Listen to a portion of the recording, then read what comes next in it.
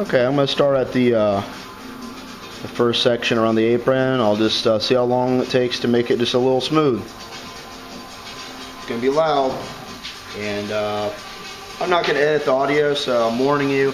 Turn the volume down on your this video if you're watching and paying attention.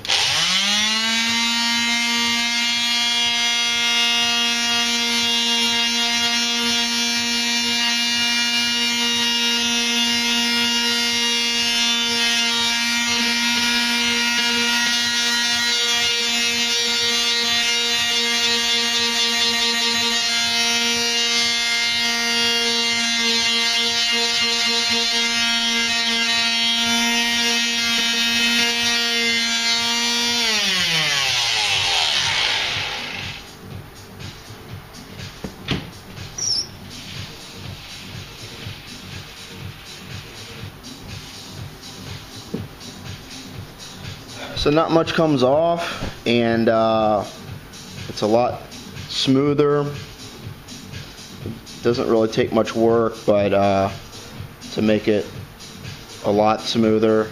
But it'll take a little bit, and I'll just come back later and show you what the finished results look like when I'm done.